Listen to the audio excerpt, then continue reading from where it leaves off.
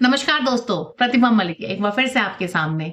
आज मैं टॉपिक लेकर आई हूँ आपके सामने कि क्या सड़क पर नमाज पढ़ना या कोई भी पूजा अर्चना या उससे कोई भी रिलेटेड एक्टिविटी करना ठीक है, गलत है, किस-किस को अलाउड है, किसको अलाउड नहीं है। अचानक से इन चीज़ों पे इश्यूज़ क्यों बन जाते हैं? और जब ये पॉलिटिशियन लोग अपनी रैलीज़, रोड शोज़ या अपने काम के लिए रोड्स को ब्लॉक करते हैं, अपने बर्थडे सेलिब्रेशन तक के लिए भी रोड ब्लॉक कर देते हैं, क्या वो सही है? तो लेट्स डिस्कस। अभी हाल ही में एक इंसिडेंट हुआ था कि दिल्ली में ना कुछ लोग शुक्रवार के दिन सड़क पे बैठ के नमाज पढ़ रहे थे। अब पुलिस ने उनको धमकी-वमकी दी, थोड़ा वार्न किया कि अरे भाई उठ जाओ, ट्रैफिक थोड़ा डिस्टर्ब हो रहा है, प्रॉब्लम हो रही है, ट्रैफिक को जाम लग रहा है। वो लोग नहीं माने, वो लोग नहीं उठे, अपना लगे रहे वो अपनी नमाज पढ़ने। पुलिस ने भी थोड़ा एग्रेशन दिखाया और उन लोगों के ऊपर मार-पिटाई करनी चालू कर दी। अब देखिए मार-पिटाई तो कहीं से जस्टिफाइड नहीं है, डेफिनिटली नहीं है। मार-पिटाई तो नहीं करनी चाहिए थी क्योंकि कुछ क्राइम तो नहीं कर रहे थे ना, कि अरे भैया बस अभी 5, 10, 15 मिनट की नमाज़ होती है, हो जाती, उठ जाती, बाद में थोड़ा धमका-वमका देते, that is a separate story. But अभी उनके साथ किया क्या गया कि उन इन द मिडल ऑफ नमाज़ उन लोगों को लात-वात मारना शुरू कर दिया, which was definitely very wrong thing.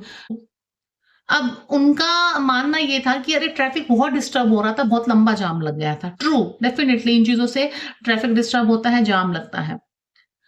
और उन लोगों का एक्सक्यूज़ क्या था कि वो सड़क पे क्यों पड़ रहे हैं? क्योंकि मस्जिद में उस दिन जगह नहीं होती, शुक्रवार का दिन होता है, बहुत भीड़ हो जाती है मस्जिद में। ये भी समझ में आता है, ये भी बात सही है।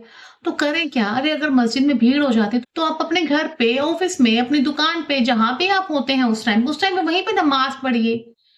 लेकिन सड़क पे पॉल्यूशन में, भीड़-भाड़ में, इतनी ट्रैफिक के बीच में मतलब कौन-सा पॉइंट है? कौन-सा अल्लाह, कौन-सा भगवान, कौन से धर्मगुरु हमको ये कहते हैं कि सड़क पे बैठ के पूजा करने से या नमाज़ पढ़ने से आपकी पूजा ज़्यादा एक्सेप्ट होती है, ज़्यादा कबूल होती है, आप भगवान के ज़्यादा क्लोज़ जाते हैं। ऐसा कुछ भी नहीं है। मंदिर, मस्जिद में जगह मिल गई बहुत बढ़िया, नहीं मिली कोई बात नहीं। बट यहाँ पे तो ये छोटी-सी बात थी, हमने छोटा-सा सॉल्यूशन बता दिया कि यार ऐसा कर लेते। बट अब उन लोगों का काउंटर आर्गुमेंट ये है ना कि जब बहुत सारी कांवड़ की यात्राएँ निकलती हैं, तो पता नहीं कितने-कितने दिन के लिए रोड ब्लॉक होता है, कितने-कितने दिन के लिए डीजे बजता है, रोड के साइड में टेंट्स लगाए जाते हैं, उन लोगों का रहने, खाने, पीने, नाचने, गाने का हर चीज़ का अरेंजमेंट होता है। तो क्या तब ट्रैफिक डिस्टर्ब नहीं होता? तब क्या रोड ब्लॉक्स नहीं होते? तब क्या पब्लिक को प्रॉब्लम नहीं होती? जब कुंभ का मेला लगता है, तब पूरे शहर की ट्रैफिक ब्लॉक नहीं होती? तब पूरे शहर की ट्रैफिक डिस्टर्ब नहीं होती? छोटे-छोटे पॉलिटिशियंस के बर्थडेज़ होते हैं और इतना बड़ा-बड़ा फंक्शन कर देते हैं, वो रोड का एक कोना जाम लगा देते हैं। रोड पे डीजे बज जाता है। आई मीन ये जो 2 चीज़ें हैं ना, एक तो लाउड नॉइसेज़ धर्म के नाम पे या पॉलिटिक्स के नाम पे या ये रोड ब्लॉक करना धर्म के नाम पे या फिर पॉलिटिक्स के नाम पे, ये दोनों ही बहुत ज़्यादा गलत हैं। अब प्रॉब्लम क्या है कि कुछ लोगों का ये मानना है कि रात-रात भर जगराते होते हैं, लाउड स्पीकर बजता है, रोड्स के बीच में रोड्स के बीच में टेंट डाल के जगराते कर लिए जाते हैं और भी बहुत सारे रिलीजियस प्रोग्राम्स कर लिए जाते हैं। इवन हद तो ये हो रखी है आजकल छोटे-छोटे से फंक्शन होते हैं अपने घर में 8-10 लोगों के, 15-20 लोगों के मैक्स भजन, धर्म का कोई भी कार्यक्रम हो रहा है लेकिन लाउड स्पीकर वहाँ भी लगा देते हैं। अरे 15-20 लोग ही तो हैं। आपको किसको सुनाना है? फिर वो पूरी गली को सुनाई देता है, पूरे मोहल्ले को सुनाई देता है, किसी को सुनना हो, नहीं हो, किसी के कल एग्ज़ाम हो, कोई बच्चा हो, कोई बूढ़ा हो, किसी के प्रॉब्लम हो रही हो, किसी के घर में छोटा-सा बेबी हो, जो समाज से सुन के बार-बार उठ रहा हो, कुछ नहीं पड़ी आपको। जी, हमारा भजन कीर्तन हो रहा है, हम तो भगवान का नाम ले रहे हैं, भगवान का नाम ही तो ले रहे हैं। अरे आप ले रहे हो ना, आप लो फिर, अपने घर में बैठ के लो। कौन से भगवान ये चाहते हैं कि आप अगर भगवान का नाम लो तो 100 लोगों को सुना के लो। ऐसा तो किसी भगवान ने नहीं कहा, किसी अल्लाह ने नहीं कहा, किसी गुरु ने नहीं कहा। तो ये दूसरे लोगों को जब न्यूसेंस हो रही है, प्रॉब्लम हो रही है, आपको लगता है आपके भगवान आपसे खुश हो रहे होंगे या आप भगवान के थोड़े भी क्लोज़ जा रहे होंगे? अब इंडिया में ना जो रोड्स का डेवलपमेंट है वो बहुत अच्छे से नहीं हो रखा है। रोड्स पे ऑलरेडी साइकिल वालों की जगह नहीं है, कुछ-कुछ रोड पे बाइक वालों की जगह नहीं है, कुछ-कुछ रोड्स पे घोड़ा गाड़ी वाले, बुल्लो कार्ट वाले लोग इनको नहीं जाने देते हैं, टू व्हीलर्स को नहीं जाने देते हैं। फुटपाथ नहीं है बहुत सारे रोड्स पे। तो ऑलरेडी ना मतलब जो रोड पे लोग चलना चाहते हैं, उन लोगों के लिए तो जगह है नहीं। फिर हम ये 2-4 चीज़ें और एक्स्ट्रा ले आते हैं कि जी हमको मेले भी लगाने हैं, हमको जगराते भी करने हैं, हमको नमाज़ें भी पढ़नी है, हमको पता नहीं क्या-क्या करना है रोड्स पे। अब या तो ये क्लियर हो जाए कॉन्स्टिट्यूशन की तरफ से कि हम रोड्स का यूज़ किस लिए करते हैं? अपने ऑफिस आने-जाने के लिए, हॉस्पिटल आने-जाने के लिए, मतलब कम्यूटेशन के लिए यूज़ करना है और कोई पर्पज़ नहीं है रोड का। ये पॉलिटिकल रैलीज़ भी पर्पज़ नहीं है रोड का। पॉलिटिकल रैलीज़ से याद आया, कि अगर रोड्स जाम होना इतना बड़ा इश्यू था, तो अभी दिल्ली में जब फार्मर्स प्रोटेस्ट हो रहे थे, तब दिल्ली के बॉर्डर्स बंद कर दिए गए थे ताकि फार्मर्स दिल्ली में एंटर ना कर पाएँ। उससे उससे कितना ज़्यादा ट्रैफिक में प्रॉब्लम हुआ था। आस-पास के कितने ही शहरों के लोग हैं जो जो दिल्ली रोज़ आते-जाते हैं, उनका जॉब है, उनका ऑफ़िस है, उनकी दुकान है, उनका आना-जाना है। कितने ही स्टूडेंट्स हैं जिनका कॉलेज है, सबका सबका लाइफ़ डिस्टर्ब हुआ, एक पॉलिटिकल मोटिव की वजह से। तो अब सवाल ये उठता है कि रोड्स का यूज़ करें किस चीज़ के लिए? सिर्फ़ आने-जाने के लिए, इधर से उधर जाने के लिए और कुछ नहीं होना चाहिए रोड्स पे? देखो आइडियल ये तो अगर हम आइडियल दुनिया में रहते तो शायद यही था, पर हमको पता है कि क्या कुंभ का मेला बैन हो सकता है? नहीं हो सकता।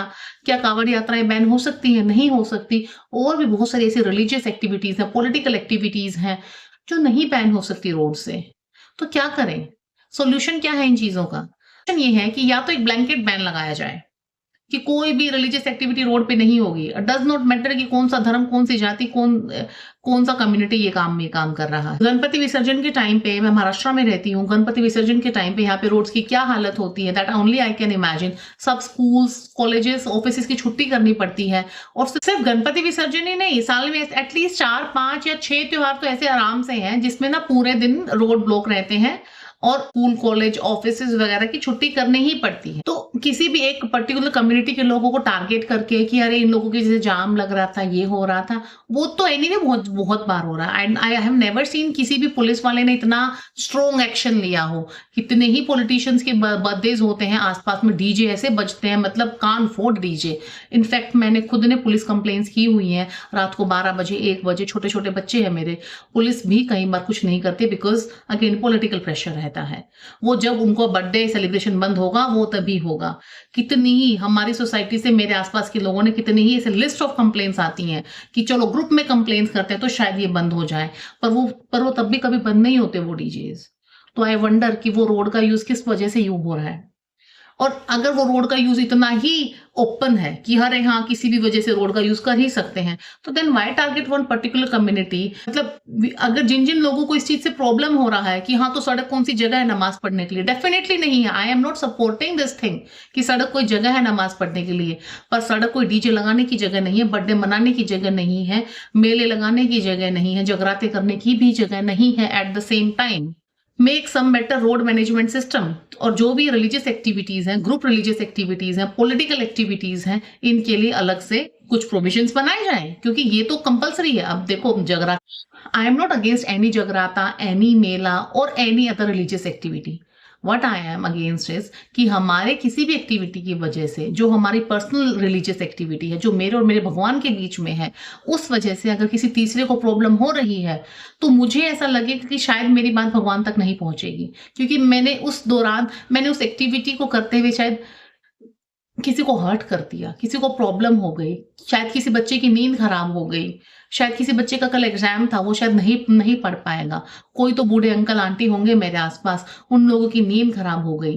किसी को तो ऑफिस जाना था टाइम पर, किसी को तो स्कूल जाना था, मेरे रोड ब्लॉक करने की वजह से वो लोग नहीं पहुंच पाए। कई बार इतनी हद तक रोड ब्लॉक होते हैं कि एम्बुलेंस, पुलिस की गाड़ियां, फायर ब्रिगेड तक को भी प्रॉब्लम होती है रोड क्रॉस करने में। तो पता नहीं, कई बार ऐसा गिल्ट फील होता है कि मैं किसी ऐसी रिलीजियस एक्टिविटी में हूँ और वो रोड ब्लॉक है और पता नहीं एम्बुलेंस भी नहीं निकल पा रहा है और शायद किसी की जान ना चली जाए।